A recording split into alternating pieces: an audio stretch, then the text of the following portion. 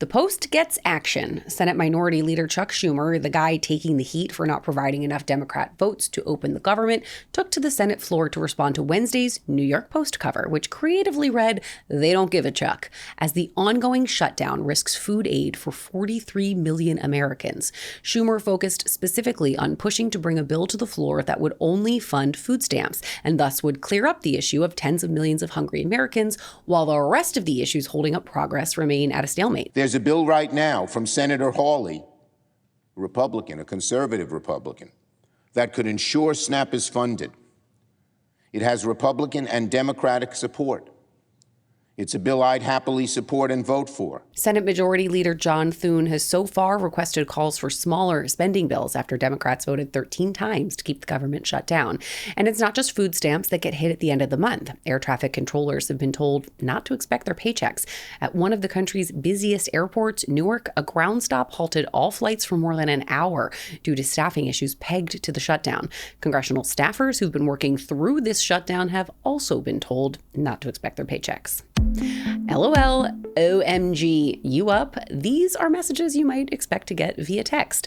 You're fired is not one of them. Well, no one told Jeff Bezos. Amazon is laying off a whopping 14,000 employees, and at least some of them reportedly learned their fate via text message. Classy. Business Insider first reported the move, claiming that Amazon sent affected workers 2 messages early Tuesday when the layoffs began. One message urged employees to check both their personal and work emails before coming into the office, because that's not ominous. This was apparently so they wouldn't show up at the office to find out that they were let go because their badges didn't work.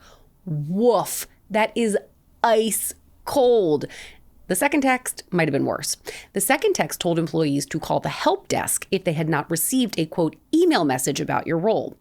Being laid off sucks, but being texted by your job and instructed to then call said job to see if you still had said job, that's just rude. What's worse, this could be just the beginning. The reduction in workforce, which HR says is aimed at cleaning up bureaucracy, could, according to Reuters, land 30,000 people or 9% of the company on the unemployment line over the next few weeks. Even more cuts are expected in January once the busy holiday shopping season is over. Santa doesn't need to check twice. Bezos is no doubt on the naughty list.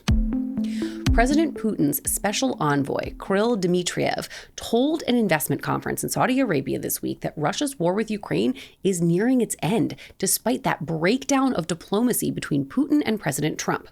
Putin's deputy said, quote, "We are sure that we are on the road to peace, and as peacemakers, we need to make it happen." He then added that he believed the war would be over within a year, which sounds oddly optimistic from the Kremlin, considering how violent things have been recently. The economic envoy also suggested his country did not want the conflict to escalate beyond the borders of the two countries. Well, someone should tell President Putin that, because testing his, quote, and big air quotes again, invincible nuclear missile is not really something you do when you're trying to avoid provoking other world powers.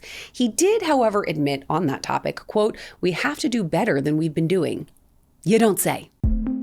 For more on this story and everything else you could possibly want to know, check out the New York Post in print or online. And don't forget, like and subscribe to the New York Postcast wherever you get your podcasts, and on YouTube. You'll be glad you did.